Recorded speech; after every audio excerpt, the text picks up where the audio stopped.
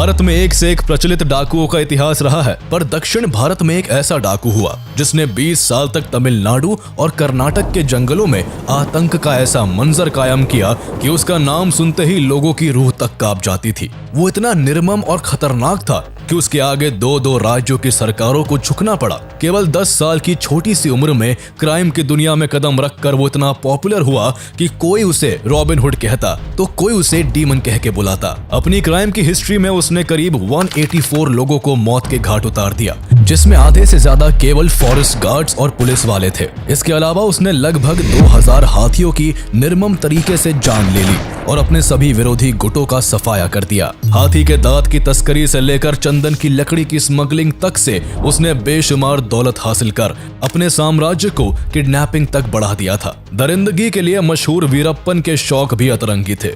वो खूंखार दिखने के लिए न केवल लंबी लंबी मूछें रखता बल्कि पुलिस अधिकारी को मारकर उनके सर से फुटबॉल भी खेला करता था। एक समय ऐसा आया कि उसने कन्नड़ सिनेमा के सुपरस्टार राजकुमार को किडनैप किया तो कभी कर्नाटका के फॉर्मर मिनिस्टर नागप्पा को किडनैप कर उनकी दिन दहाड़े हत्या कर दी, जिससे पूरे भारत में सनसनी फैल गई। उसकी इस पॉपुलैरिटी और दरिंदगी से तंग आकर कर्नाटका एंड तमिलनाडु सरकार को उसे पकड़ने के लिए 5 करोड़ का इनाम घोषित करना पड़ा। फिर भी 20 सालों में 220 करोड़ खर्च करने के बावजूद भी पुलिस कभी उसे जिंदा नहीं पकड़ सकी। तो आइए जानते हैं कहानी भारत के most wanted criminal Koose Munusamy Veerappan की, जिसने पूरे दुनिया में अपराध का ऐसा डंका बजाया कि उसके मरने पर विदेशी मीडिया का शीर्षक था death of a demon. Veerappan and his gang members have killed 119 persons so far. Despite a decade-long effort by 2 states to nab this dreaded criminal, he has run away scot-free every time. However, Veerappan is also said to have helped villagers, which earned him a Robin Hood image. It is a matter of concern for the whole country. The kidnap drama of Kannada matinee idol Dr. Rajkumar by sandalwood smuggler Veerappan finally came to an end. We are going hammer and tongs to get at the forest brigand Veerappan. Koose Munusamy Veerappan का जन्म 18 जनवरी 1952 को कर्नाटका के गोपीनाथम गांव में एक तमिल परिवार में हुआ। वीरप्पन का परिवार चरवाहों का काम करता था, जिस कारण वीरप्पन का बचपन से ही जंगल में आना जाना होता रहा। उस पर सबसे ज्यादा इन्फ्लुएंस उसके चाचा सालवई गौंडर का था, जो एक कुख्यात शिकारी और चंदन तस्कर था। इसलिए बचपन से ही वीरप्पन आपराधिक घटनाओं को देखते हुए बड़ा हुआ, या यूं कहे कि अपराध उसे विरासत में मिला। आसपास के जंगलों में अपने चाचा की पहचान के कारण धीरे धीरे वीरप्पन की भी दोस्ती कई शिकारी ग्रुप से हो गई। जब भी वो जंगल जाता तो अक्सर शिकारियों को हाथियों का शिकार करते हुए बड़े गौर से देखता। धीरे धीरे करके वीरप्पन को भी हाथियों का शिकार करना और उनसे पैसे कमाने का काम अट्रैक्ट करने लगा। उस समय के मशहूर हाथी तस्कर मलयूर मम्माटियन से वीरप्पन सबसे ज्यादा प्रभावित हुआ और अपने मकसद में कामयाब होने के लिए छोटी सी उम्र में ही बंदूक चलाने की ट्रेनिंग लेने लगा। उस समय दक्षिण भारत के जंगलों में हाथियों का शिकार करना आम बात थी। हाथियों को मारकर उनके दांतों को महंगे दामों में बेचा जाता। वीरप्पन भी मात्र 10 साल की उम्र में शिकार के लिए मैदान में कूद पड़ा और कुछ ही दिनों में इस काम में इतनी महारत हासिल करी कि उसका नाम उस समय के सबसे बेहतरीन शूटरों में शामिल होने लगा। कई हाथियों की जान लेने के बाद वो 17 साल की उम्र में इंसानों का कत्ल भी करने लगा, जिसकी शुरुआत उसने जंगल के भीतर एक फॉरेस्ट गार्ड की हत्या करके की। शुरुआत में वो केवल अपने चाचा सालवई गौंडर के लिए काम करता था, लेकिन अपराध की दुनिया में बड़ा नाम कमाने के चक्कर में वो अपने चाचा से भी अलग हो गया और मात्र 18 साल की उम्र में एक शिकारियों के ग्रुप में शामिल होकर उसने धीरे धीरे अपना रुतबा बढ़ाना शुरू कर दिया। कुछ ही दिनों के अंदर उसने इस ग्रुप पर इस कदर पकड़ बना ली कि हर काम में वो अपने ग्रुप के हेड के बजाय खुद ही डील करने लगा। तस्करी के इस काम में बेशुमार पैसा था, इसलिए तेजी से वो फॉरेस्ट डिपार्टमेंट्स की नजरों में भी आने लगा था। धीरे धीरे करके वीरप्पन पहले से जंगल में पैठ बनाए पुराने तस्करों से भी आगे निकलता जा रहा था, इसलिए उन लोगों ने जल्द से जल्द वीरप्पन को अपने रास्ते से हटाने का फैसला कर लिया। अब जब भी वीरप्पन कोई डील करता उसकी खबर पुलिस को लग जाती और उसे डील को बीच में ही छोड़कर जंगल भागना पड़ता था। पुलिस को ये सारी इन्फॉर्मेशन उसके कॉम्पिटिटर्स दे रहे थे, जिस वजह से उसकी दौलत और शोहरत तेजी से गिरने लगी। वीरप्पन को अपनी गिरती शोहरत जरा भी रास नहीं आ रही थी, इसलिए जो भी उसकी डील की मुखबिरी पुलिस को करता था उसने उन सभी को चुन चुन कर मारना शुरू कर दिया। इसके बाद उसने अपने बीच आने वाले फॉरेस्ट गार्ड्स को भी मारना स्टार्ट कर दिया। जिससे उसका आतंक जंगल के बजाय अब आसपास के गांव में भी फैलने लगा था। अब वीरप्पन जंगल में केवल अपना शासन और आतंक का साम्राज्य स्थापित करना चाहता था, इसलिए वो एक एक करके जंगल के बाकी सभी तस्कर गिरोहों को भी खत्म करने लगा। जैसे जैसे वो लोगों की मौत से अपने हाथ रंग रहा था, वैसे वैसे उसका रुतबा और उसकी शोहरत पड़ोसी राज्यों के जंगलों में भी बढ़ती जा रही थी। इस तरह तमिलनाडु और कर्नाटका के जंगलों के चप्पे चप्पे पर वीरप्पन का कंट्रोल हो गया। उसने इस दौरान अपनी गैंग में करीब 100 लोग जोड़ लिए थे, जो हाथियों को मारने के लिए किसी पानी वाले क्षेत्र में कई दिनों तक तैनात रहते, और जैसे ही कोई हाथी प्यास बुझाने वहां आता, वीरप्पन सीधा हाथी के सर के बीचों बीच गोली मारकर उसकी जान ले लेता। उसके इस काम में अड़ंगा डालने वाले सभी लोगों को उसने मार डाला, जिनमें पुलिस अधिकारी, वन अधिकारी और मुखबिरों की संख्या सबसे ज्यादा है। आइवरी के कारोबार से वीरप्पन ने खूब मोटा पैसा कमाया, लेकिन इस कमाई के लिए उसने करीब 2000 हाथियों को मार दिया था, जिस कारण जंगलों में हाथियों की घटती संख्या सरकार के लिए सरदर्द बनती जा रही थी। इसलिए तमिलनाडु और कर्नाटका की गवर्नमेंट ने जंगलों में फॉरेस्ट ऑफिसर्स की गश्ती को बढ़ाकर हाथी के दांत से बने प्रोडक्ट्स की बिक्री पर रोक लगा दी। हाथियों की घटती संख्या और गवर्नमेंट के इस एक्शन से वीरप्पन का बिजनेस ठप पड़ने लगा, इसलिए अब वो हाथी के दांत की तस्करी को छोड़कर चंदन की लकड़ी की स्मगलिंग करने लगा। उसने अपने जीवन काल में करीब 10,000 टन चंदन की लकड़ी काट कर बेची, जिसकी कीमत उस समय 2 अरब रुपए थी। भारत में चंदन की लकड़ी को काटना और उसे बेचना इल्लीगल और क्राइम है। इस पर हक केवल उस राज्य की सरकार का होता है, पर वीरप्पन इस पर अपना हक मानता था और इसकी तस्करी धड़ल्ले से कर रहा था। कर्नाटक और तमिलनाडु की सरकार कई सालों की कोशिश के बाद भी वीरप्पन को पकड़ने में कामयाब नहीं हो पा रही थी। कई फॉरेस्ट ऑफिसर्स वीरप्पन को पकड़ने तो गए, लेकिन वो खुद वीरप्पन के हाथों मारे जाते। इसलिए कर्नाटका गवर्नमेंट को एक ऐसे ऑफिसर की तलाश थी जो अपने काम में माहिर और ईमानदार हो। ऐसे ही एक IFS ऑफिसर थे, P. श्रीनिवास, जिन्हें कर्नाटका गवर्नमेंट साल 1983 में प्रमोट करके deputy conservator of forest DCF के पद पर कर्नाटका के चामराजनगर में तैनात करती है। इस पूरे एरिया में वीरप्पन का कब्जा था और आए दिन उसका नाम मीडिया की सुर्खियों में रहता था। इसलिए P. श्रीनिवास ने वीरप्पन को पकड़ने के लिए इस क्षेत्र में अपना नेटवर्क बनाना स्टार्ट कर दिया। 3 साल की कड़ी मेहनत और कई प्रयासों के बाद आखिरकार 1986 में उन्होंने बैंगलोर में चल रहे सार्क सम्मेलन के दौरान वीरप्पन को पकड़ लिया। पूछताछ के लिए वीरप्पन को बूदीपाड़ागा फॉरेस्ट रेस्ट हाउस लाया गया, जहां उसे कई दिनों तक रखकर पूछताछ की गई। पूछताछ में मिली जानकारी के बाद पुलिस ने कर्नाटक, तमिलनाडु और केरल में वीरप्पन के कई ठिकानों पर छापा मारकर चोरी की गई चंदन की लकड़ियों के कई बंडल्स बरामद किए। एक दिन P. श्रीनिवास ऐसे ही किसी छापेमारी के लिए बाहर गए हुए थे कि तभी उनकी अनुपस्थिति में वीरप्पन को वहां से भागने का सही मौका हाथ लगा और वो किसी तरह पुलिस को चकमा देकर वहां से भाग निकला। पुलिस से भाग निकलने के बाद साल 1987 में वीरप्पन और ज्यादा चर्चा में तब आ गया जब उसने चिदम्बरम नाम के एक फॉरेस्ट ऑफिसर को किडनैप कर बड़ी ही निर्दयता से उनकी हत्या कर दी। P. श्रीनिवास पहले ही वीरप्पन के भाग निकलने से उलझन में थे, वहीं इस घटना के बाद वो और भी ज्यादा ताकत के साथ वीरप्पन को दोबारा पकड़ने में जुट गए। P. श्रीनिवास ने इस बार वीरप्पन के गांव गोपीनाथम पर फोकस किया। इस गांव में पुलिस ने पहले भी काफी इंक्वायरी की थी। वीरप्पन की खबर निकलवाने के लिए पुलिस लोकल लोगों को काफी परेशान करती थी। किसी पर जरा सा भी शक होने पर उसे पकड़कर हफ्तों तक जेल में रखा जाता और टॉर्चर किया जाता था। गोपीनाथम के अलावा हर उस गांव का वही हाल था जहां वीरप्पन का जरा सा भी आना जाना था। ऐसे जाने कितने लोग थे जिन पर पुलिस की पूछताछ के दौरान कई अत्याचार हुए, उन्हें पीटा गया, इलेक्ट्रिक शॉक दिए गए। इस क्रम में कई लोगों की जान तक चली गई, लेकिन P. श्रीनिवास ने पुलिस का ऐसा कोई भी तरीका इस्तेमाल नहीं किया, बल्कि उन्होंने इसका बिल्कुल ऑपोजिट किया। उन्होंने वहां लोगों को परेशान करने और उन पर जोर जबरदस्ती करने के बजाय उनकी मदद करके उनके दिलों में जगह बनाई। P. श्रीनिवास ने गांव के लोगों के लिए सड़कें, गॉडेस मरियम्मन का मंदिर, पीने के पानी की सुविधा के अलावा गरीबों के लिए 40 घर भी बनवाए। इन सभी कामों के लिए कुछ गवर्नमेंट फंड का इस्तेमाल भी किया गया, तो कुछ पैसे श्रीनिवास ने अपनी सैलरी से भी दिए। इस दौरान उन्होंने कई लोगों को रोजगार भी दिलाए, जिसमें वीरप्पन की बहन मारी भी शामिल थी। मारी को भी एक डिस्पेंसरी में काम दिलवाया गया था। इस तरह P. श्रीनिवास गोपीनाथम में लोगों के चहीते बन गए और वहां अपना एक लोकल इंटेलिजेंस नेटवर्क क्रिएट करने में सफल रहे, जो वीरप्पन को पकड़ने के लिए उनकी मदद करने लगा। इसके बाद वीरप्पन और उसके परिवार की सभी एक्टिविटीज की खबर P. श्रीनिवास को मिलना शुरू हो गई और वो उसे अरेस्ट करने के लिए प्लानिंग करने लगे। लेकिन एक दिन वीरप्पन के लोगों ने उन इन्फॉर्मर्स को पुलिस की जीप में घूमते हुए देख लिया। ये जानकारी जब वीरप्पन को मिली तो उसने उन सभी इन्फॉर्मर्स को बेरहमी से मार डाला और उनके सर को काटकर पूरे गांव में घुमाया। ये सब देखकर पब्लिक के अंदर वीरप्पन का डर बुरी तरह बैठ गया, जिसके बाद से पी श्रीनिवास को वीरप्पन से रिलेटेड कोई भी इंफॉर्मेशन मिलना बंद हो गई। अपना आतंक कायम रखते हुए वीरप्पन ने 1990 में मुथु लक्ष्मी से शादी कर ली।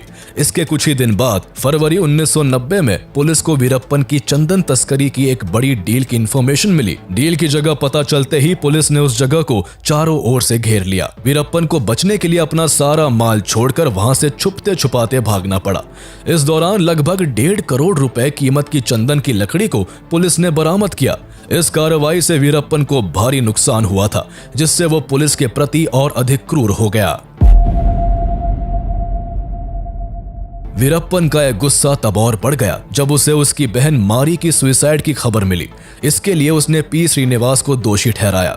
दरअसल जब से पी श्रीनिवास ने वीरप्पन की बहन को काम दिलाकर मदद की थी, तब से उनके अफेयर की अफवाह उड़ने लगी थी। इसलिए बहन की आत्महत्या के लिए वीरप्पन पी श्रीनिवास को जिम्मेदार मानने लगा। वो पहले से ही श्रीनिवास द्वारा अरेस्ट किए जाने और उसकी डील्स को बर्बाद करने के लिए गुस्से में था, और अब बहन की मौत के बाद पी श्रीनिवास से बदला लेने के लिए वो और भी ज्यादा बेसब्र हो गया। कुछ वक्त बाद ही उसे अपना बदला लेने का अच्छा मौका दिखा। दरअसल जुलाई 1991 में पी श्रीनिवास का STF में कार्यकाल समाप्त हो गया, जिसके बाद उन्हें मुहैया की गई सुरक्षा कम कर दी गई। सही मौका पाकर वीरप्पन ने पी श्रीनिवास के खिलाफ प्लानिंग करते हुए अपने छोटे भाई अर्जुनन के जरिए श्रीनिवास को संदेश भिजवाया कि वो सरेंडर करना चाहता है, लेकिन इसके लिए उन्हें अकेले उससे मिलने जंगल आना होगा। हालांकि ये सब वीरप्पन की चाल थी, पर पी श्रीनिवास इसमें फंस गए और वीरप्पन से मिलने अकेले ही जंगल की ओर निकल पड़े। उनके वहां पहुंचते ही वीरप्पन ने उन्हें बेरहमी से मार डाला। ऐसा माना जाता है कि वीरप्पन उनके सर को काटकर अपने साथियों के साथ फुटबॉल खेला करता था। इस तरह की निर्मम हत्या से पूरा देश दहल चुका था। उसकी दरिंदगी के किस्से देश के कोने कोने में मशहूर होने लगे थे। अकेले वीरप्पन ने 2-2 राज्यों की पुलिस की नाक में दम कर रखा था। जब भी दोनों में से किसी एक स्टेट की पुलिस कार्रवाई करती, वीरप्पन दूसरे स्टेट के जंगलों में जाकर छुप जाता था, जिससे पुलिस चाहकर भी उसे पकड़ नहीं पा रही थी। इसलिए कर्नाटक और तमिलनाडु की गवर्नमेंट ने मिलकर 1992 में एक joint special task force STF का गठन किया। वीरप्पन को पकड़ने की जिम्मेदारी इस फोर्स के जॉइंट चीफ वॉल्टर देवराम को दी गई। फरवरी 1992 में कर्नाटका टास्क फोर्स ने वीरप्पन के अड्डों पर कार्रवाई करते हुए उसके राइट हैंड गुरुनाथन को मार गिराया। इस पूरे ऑपरेशन में SI शकील अहमद की बड़ी भूमिका थी और उनकी बहादुरी के कारण ही यह संभव हो पाया था। इस घटना के बाद वीरप्पन चुप नहीं बैठा और 3 महीने बाद ही रामपुरा पुलिस स्टेशन पर हमला कर कई पुलिस कर्मियों को मारकर उनके हथियारों को लूट लिया। वीरप्पन इस तरह एक के बाद एक कई अटैक्स करता है, जिसके बाद STF हरकत में आ जाती है और उसके सभी अड्डों के आसपास सघन तलाशी अभियान शुरू कर देती है, पर STF को कुछ भी हाथ नहीं लगता। वहीं दूसरी तरफ वीरप्पन आइवरी की एक फेक डील की अफवाह फैलाता है, जिसके चलते 14 अगस्त 1992 को SP हरिकृष्ण और SI शकील अहमद अपनी टीम के साथ उसे पकड़ने के लिए जंगल पहुंच जाते हैं। यहाँ वीरप्पन प्लानिंग के तहत घात लगाकर उन पर हमला करता है, जिसमें SP हरिकृष्ण और SI शकील अहमद समेत 5 पुलिस कर्मियों की जान चली जाती है। वीरप्पन का पुलिस वालों पर कहर बरस रहा था। पुलिस उसे पकड़ने जाती है और खुद उसका शिकार हो जाती। वीरप्पन इस बार IPS ऑफिसर के गोपाल कृष्णन को टारगेट करता है और 1993 में कोलाथपुर गांव में पोस्टर लगाकर खुद को पकड़ने के लिए गोपाल कृष्णन को ललकारता है। इस खबर से पूरे इलाके में सनसनी फैल जाती है और गोपाल कृष्णन वीरप्पन के इस उकसावे में आकर उसे पकड़ने के लिए अपनी टीम के साथ जंगल निकल पड़ते हैं। उनके साथ 15 इन्फॉर्मर्स, 2 फॉरेस्ट गार्ड्स और 5 पुलिस वाले भी एक अन्य बस में सवार थे, जो उनके आगे आगे चल रहे थे। वीरप्पन भी उनकी हर गतिविधि पर नजर गड़ाए बैठा था और उसने पहले से ही रास्ते में लैंड माइन्स को बिछवा दिया था। जैसे ही बस पलार ब्रिज के पास पहुंचती है, बस को विस्फोट से उड़ा दिया जाता है। बस में सवार सभी 22 लोग मारे जाते हैं, लेकिन गोपाल कृष्णन दूसरे व्हीकल में होने के कारण बच जाते हैं। इस विस्फोट में वो गंभीर रूप से घायल होते हैं और उन्हें ठीक करने के लिए डॉक्टर्स को 9 सर्जरीज करनी पड़ती है। इस घटना के बाद पुलिस प्रशासन की साख पर गंभीर प्रश्न चिन्ह लग चुका था। इसलिए STF ने अपनी ऑपरेशन को और तेज कर दिया और वीरप्पन के गांव में सघन तलाशी शुरू कर दी।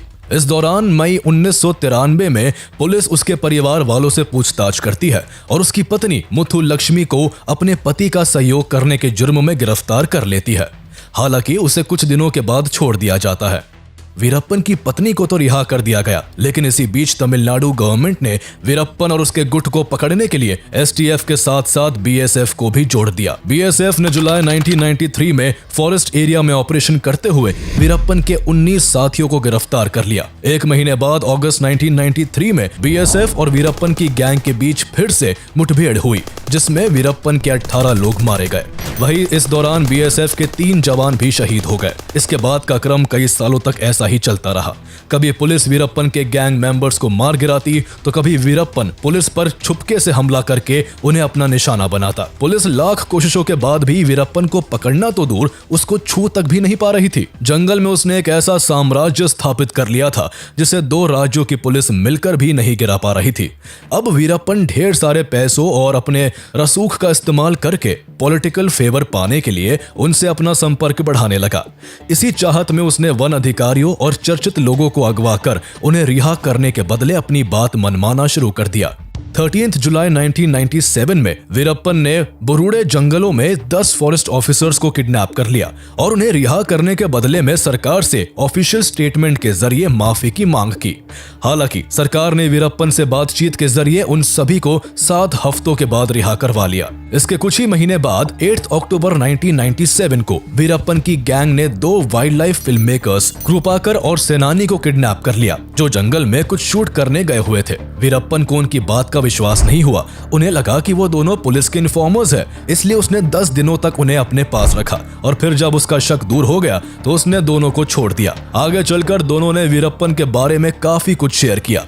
उन दोनों के अनुसार वीरप्पन को वाइल्ड लाइफ बहुत पसंद थी और जंगलों में सालों से रहने के कारण वो किसी भी जानवर को उसकी आहट से पहचान लेता और कई जानवरों की आवाजें भी निकाल लेता था। इसके अलावा समय समय पर वो अपने क्राइम की ऑडियो और वीडियो रिकॉर्ड करवाकर बाहर भेजता, जिससे उसके आतंक का कहर कायम रहे। वीरप्पन वो खूंखार डकैत और तस्कर था जो गुनाह किए बिना रह नहीं सकता था। उसे मानो कोई ना कोई अपराध करने का चाव लगा हुआ था। वो अपने क्राइम्स के जरिए सुर्खियों में बना रहना चाहता था। इसलिए साल 2000 में वीरप्पन ने दक्षिण भारत के मशहूर फिल्म अभिनेता राजकुमार को उनके ही घर से किडनैप करके पूरे भारत में सनसनी मचा दी। इस किडनैपिंग ने जहां लोगों को हैरान कर दिया, तो वहीं कर्नाटका गवर्नमेंट पर प्रेशर बढ़ गया था और गवर्नमेंट को वीरप्पन की कई मांगों को मानने पर मजबूर होना पड़ा। राजकुमार को छुड़ाने के लिए हुए नेगोशिएशन में तमिल मैगजीन नक्खीरन के एडिटर आर गोपाल ने बड़ी भूमिका निभाई थी। उन्होंने वीरप्पन के साथ कई दौर की बातचीत की, जिसमें उसने अपनी कई डिमांड्स को सामने रखा। वीरप्पन ने तमिलनाडु और कर्नाटक में चल रहे कावेरी वाटर डिस्प्यूट पर तमिलनाडु के लिए जस्टिस की मांग की। साथ ही उसने तमिल को कर्नाटक की सेकंड लैंग्वेज बनाने की बात भी रखी। इसके अलावा उसने अपने कई साथियों को तमिलनाडु और कर्नाटका की जेलों से रिलीज करने और 1000 करोड़ की फिरौती देने का भी दबाव बनाया। वीरप्पन की 10 से ज्यादा डिमांड्स में कुछ डिमांड ऐसी भी थी जिन्हें आज तक पब्लिक नहीं किया गया। उस समय यह मामला इतना हाई प्रोफाइल और चर्चित था कि कर्नाटका के चीफ मिनिस्टर एस.एम. कृष्णा को तमिलनाडु का दौरा करना पड़ा और वीरप्पन की मांगों को लेकर वहां के चीफ मिनिस्टर एम. करुणानिधि से बातचीत करनी पड़ी। काफी मशक्कत के बाद आखिरकार 108 दिनों के बाद राजकुमार को रिहा कराया जा सका। बाद में उस समय कर्नाटक के डीजीपी रहे सी दिनाकर ने अपनी किताब वीरप्पन्स प्राइस कैच राजकुमार में दावा किया कि राजकुमार को रिलीज करवाने के लिए कर्नाटक सरकार को 20 करोड़ रुपए वीरप्पन को देने पड़े थे। हालांकि राजकुमार के परिवार ने इसे मानने से इनकार कर दिया। इसके पीछे सच्चाई चाहे जो भी हो, लेकिन वीरप्पन का मशहूर लोगों को किडनैप करना अभी थमा नहीं था। राजकुमार की घटना के करीब 2 साल बाद 25 अगस्त 2002 को वीरप्पन ने कर्नाटका के फॉर्मर मिनिस्टर एच नागप्पा को उनके गांव कामगेरे से किडनैप कर लिया। नागप्पा 1996 से 1999 तक कर्नाटका के एग्रीकल्चर मार्केटिंग मिनिस्टर रह चुके थे। उन्हें अगवा करके एक बार फिर वीरप्पन ने पुलिस की रातों की नींद उड़ा दी। नागप्पा को रिलीज करवाने के लिए कर्नाटक और तमिलनाडु की जॉइंट स्पेशल टास्क फोर्स को केरल पुलिस के साथ काम करना पड़ा। इस बार सरकार ने नेगोशिएशन ना करके नागप्पा को छुड़ाने के लिए पुलिस या कार्रवाई करने का निर्णय लिया, लेकिन पुलिस की प्लानिंग बुरी तरह से फेल रही। ना तो नागप्पा को छुड़ाया जा सका और ना ही वीरप्पन को गिरफ्तार किया जा सका। वहीं वीरप्पन पुलिस के इस रुख से काफी गुस्से में था, इसलिए जब उसे लगा कि सरकार उससे कोई नेगोशिएशन नहीं करेगी तो उसने नागप्पा को मारकर जंगल में फेंक दिया। इस घटना से एक बार फिर पूरा दक्षिण भारत सन्न रह गया। कर्नाटका और तमिलनाडु की जॉइंट स्पेशल टास्क फोर्स की भारी बदनामी हुई। उनकी कार्यशैली पर सवाल उठाए जाने लगे और उनके ऊपर वीरप्पन को जल्द से जल्द पकड़ने का दबाव बढ़ने लगा। इस घटना के बाद कर्नाटका गवर्नमेंट ने वीरप्पन को जिंदा या मुर्दा पकड़ने पर इनाम की राशि को बढ़ाकर 5 करोड़ कर दिया। यह राशि दाऊद इब्राहिम को पकड़ने के लिए रखी गई इनामी राशि के बाद दूसरा सबसे बड़ा इनाम था। पहले हाथियों का शिकार, फिर चंदन की तस्करी और फिर बड़े बड़े लोगों को किडनैप कर वीरप्पन मशहूर तो हो गया था, लेकिन अब लोग भी उससे तंग आ चुके थे और उससे छुटकारा पाना चाहते थे। कर्नाटक और तमिलनाडु सरकार के लिए वीरप्पन पहले से ही पांव का कांटा बना हुआ था, जिसका जल्द से जल्द सफाया करना जरूरी था। इसलिए साल 2003 से 2004 के बीच तमिलनाडु की चीफ मिनिस्टर जयललिता ने आईपीएस के विजय कुमार को एसटीएफ को लीड करने की जिम्मेदारी सौंपी। विजय कुमार एक बहुत ही एक्सपीरियंस पुलिस ऑफिसर थे और उन्हें कर्नाटक, तमिलनाडु और केरल के जंगलों के बारे में भी काफी नॉलेज थी। उनके साथ आईपीएस एनके सेंथामराई कन्नन को एसटीएफ सेकंड इन कमांड की जिम्मेदारी सौंपी गई। जयललिता की तरफ से वीरप्पन को जिंदा या मुर्दा पकड़ने के लिए एसटीएफ को खुली छूट दी जाती है, जिसके बाद विजय कुमार वीरप्पन से जुड़ी हर छोटी बड़ी इंफॉर्मेशन जुटाने में लग गए। इन सब में एसटीएफ को करीब 10 महीने का वक्त लग जाता है, जो इस बार कोई भी गलती नहीं करना चाहते थे। इसलिए उन्होंने सबसे पहले वीरप्पन की मौजूद सभी वीडियोस को बड़ी बारीकी से देखना शुरू कर दिया और आखिरकार उनको सफलता हाथ लगती है। दरअसल विजय कुमार वीरप्पन की सभी वीडियोस को देखकर कड़ियों को जोड़ने का प्रयास कर रहे थे। तभी अचानक से एक वीडियो को देखकर विजय कुमार चौंक जाते हैं और उनकी आंखें चमक उठती है। उन्होंने देखा कि वीरप्पन उस वीडियो में एक किताब पढ़ने का प्रयास कर रहा था, पर आंखों की कम रोशनी के कारण उसे पढ़ने में काफी दिक्कत हो रही थी। विजय कुमार ने अपने इन्फॉर्मर से इस खबर को वेरीफाई करवाया तो पता चला कि वीरप्पन को मोतियाबिंद की बीमारी है और जल्द ही वो इसका ट्रीटमेंट करवाना चाहता है। सालों से चली आ रही पुलिस के साथ मुठभेड़ में वीरप्पन के काफी लोग भी मारे जा चुके थे। वहीं पिछले 10 महीनों से विजय कुमार द्वारा चलाए जा रहे विशेष अभियान ने उसके धंधे और ग्रुप को पूरी तरह से तोड़कर रख दिया था। इसलिए अब सही मौका देखकर वीरप्पन किसी दूसरी लोकेशन पर शिफ्ट करने की फिराक में था। सेंथामराई कन्नन और विजय कुमार जानते थे कि इस बार वीरप्पन को पकड़ने के लिए उन्हें उसकी गैंग के ही कुछ लोगों को अपने साथ जोड़ना होगा। कन्नन इस काम में जुट गए और बहुत कोशिश के बाद वो वीरप्पन के 2 गैंग मेंबर्स को पुलिस का इन्फॉर्मर बनाने में सफल रहे। इनमें से एक इन्फॉर्मर जंगल में वीरप्पन के साथ रहकर काम करता था, तो वही दूसरा वीरप्पन का बाहर का बिजनेस संभालता था। एसटीएफ के साथ आते ही उन्होंने वीरप्पन की हर खबर कन्नन को देना शुरू कर दिया। फर्स्ट इन्फॉर्मर जंगल से वीरप्पन से जुड़ी जानकारी लाता और सेकंड इन्फॉर्मर से साझा करता। दूसरा इन्फॉर्मर यही इन्फॉर्मेशन कन्नन को फॉरवर्ड कर देता। इस तरह एसटीएफ को वीरप्पन की हर जानकारी मिलने लगी थी। जंगल में रह रहे फर्स्ट इन्फॉर्मर को इस बार कन्नन ने वीरप्पन के बाहर निकलने वाले दिन से जुड़ी हर इन्फॉर्मेशन जुटाने का काम दिया। इसमें उसे 1 हफ्ते का वक्त लग गया। सारी जानकारी जुटाने के बाद सेकंड इन्फॉर्मर कन्नन को इन्फॉर्मेशन शेयर करने के लिए एक चाय की दुकान पर बुलाता है। मीटिंग 16 अक्टूबर 2004 को फिक्स की जाती है, जिसमें दोनों इन्फॉर्मर को कन्नन से मिलना था। 16 अक्टूबर के दिन फर्स्ट इन्फॉर्मर द्वारा बताई गई चाय की दुकान पर दूसरा इन्फॉर्मर पहुंचता है। वही सेंथामराई कन्नन अपनी अनकवर गाड़ी में बैठे हुए थे। कुछ देर बाद फर्स्ट इन्फॉर्मर भी वहां पहुंच जाता है और चाय पीने के बहाने दूसरे इन्फॉर्मर को बताता है कि अन्ना 18 अक्टूबर को अपना ट्रीटमेंट करवाने जंगल से बाहर आने वाले हैं और वो सेलम के एक हॉस्पिटल में अपना ट्रीटमेंट करवाना चाहते हैं, लेकिन वो चाहते हैं कि इसकी खबर पुलिस को ना लगे, इसलिए वो हर चीज को कई बार वेरीफाई करवा रहे हैं। इसके साथ ही वो बताता है कि उनके साथ कुछ हथियारों से लैस आदमी भी हो सकते हैं, इसलिए किसी ऐसी गाड़ी को लाया जाए जिसमें ज्यादा लोग बैठ सके। सेकंड इन्फॉर्मर सारी इन्फॉर्मेशन कन्नन को फॉरवर्ड करता है, जिससे वो अपने सीनियर विजय कुमार को पास कर देते हैं। यह विजय कुमार और उनकी टीम के लिए बेस्ट चांस था, क्योंकि उन्हें भी पता था कि वीरप्पन को जंगल के अंदर पकड़ना लगभग नामुमकिन है। इसलिए वीरप्पन के जंगल से बाहर आने वाले दिन को ही उसकी जिंदगी का आखिरी दिन बनाने में एसटीएफ पूरी जी जान से जुट जाती है। प्लानिंग की जाती है कि वीरप्पन को आंख के इलाज के लिए हॉस्पिटल तक एम्बुलेंस के जरिए लाया जाएगा। एम्बुलेंस तक लाने का काम इन्फॉर्मर को सौंपा गया। इस काम के लिए एम्बुलेंस को इसलिए चुना गया ताकि वीरप्पन को सब कुछ नॉर्मल लगे और उसे एसटीएफ के प्लान की भनक तक न लग सके। हालांकि हड़बड़ी में इस एम्बुलेंस में सेलम की स्पेलिंग गलत लिख दी गई। यह एसटीएफ की ओर से एक बड़ी चूक थी, परंतु किस्मत से वीरप्पन और उसके गैंग के लोगों की नजर इस गलती पर नहीं जा सकी। इस पूरे ऑपरेशन को ऑपरेशन कोकून नाम दिया गया, जो कि एम्बुलेंस का कोड नेम था। वीरप्पन को इलाज के बहाने एम्बुलेंस के जरिए जंगल से बाहर लाने का प्लान तो बन चुका था, पर अब एक चैलेंज ये था कि उस एम्बुलेंस को ड्राइव कौन करेगा। इसलिए विजय कुमार और सेंतमराई कन्नन इस ऑपरेशन में शामिल होने वाले सभी कमांडोज के साथ मीटिंग करते हैं, जिसमें तय होता है कि एम्बुलेंस का ड्राइवर और हेल्पर एसटीएफ के ही 2 अंडरकवर एजेंट होंगे। उधर वीरप्पन, जो कि अपनी लंबी लंबी मूंछों के लिए मशहूर होता है, वो बाहर निकलने से पहले अपनी मूंछें कटवा लेता है और 18 अक्टूबर 2004 को रात के समय जंगल से बाहर निकलकर अपने तीनों साथियों के साथ एम्बुलेंस में बैठ जाता है। एसटीएफ के कमांडोज गन्ने से भरी ट्रक और एक लॉरी की आड़ में छुपकर अपनी अपनी पोजीशंस ले लेते हैं। 6 एसटीएफ कमांडोज पास के ही स्कूल की छत पर अपनी अपनी AK-47 राइफल्स के साथ मुस्तैद हो जाते हैं। वही कनन एक वैन से फील्ड पर उतरकर अपनी टीम को इंस्ट्रक्शन देने लगते हैं। जैसे ही एम्बुलेंस उस जगह पहुंचने वाली होती है, उसका ड्राइवर पहले गाड़ी की नीली बत्ती जलाता है और फिर आगे की फॉग लैंप जलाता है। दरअसल ये एसटीएफ का एक सीक्रेट कोड होता है, जिसका मतलब होता है कि गाड़ी में वीरप्पन के अलावा और भी लोग हैं और सभी के पास हथियार है। ये देखते ही कनन तेजी से दौड़ने लगते हैं और थम्स अप दिखाकर विजय कुमार और बाकी की टीम को अलर्ट कर देते हैं। जैसे ही एम्बुलेंस एसटीएफ के नजदीक पहुंचती है, सबसे पहले ट्रक से रास्ता ब्लॉक कर दिया जाता है और इसी बीच एम्बुलेंस का ड्राइवर तेज ब्रेक मारता है ताकि उसमें बैठे वीरप्पन और उसके लोगों को तेज झटका लगे और वो अनबैलेंस होकर एक दूसरे पर गिर जाए। ऐसा करने के तुरंत बाद एसटीएफ के दोनों कमांडोज तेजी से एम्बुलेंस से कूदकर अपनी टीम से जा मिलते हैं। वीरप्पन कुछ समझ पाता कि तभी एसटीएफ अनाउंसमेंट करके वीरप्पन को सरेंडर करने को कहती है। वीरप्पन को अब सारा खेल समझ आ चुका था, पर उसे इस तरह खुद को पुलिस के हवाले करना बिल्कुल भी बर्दाश्त नहीं था।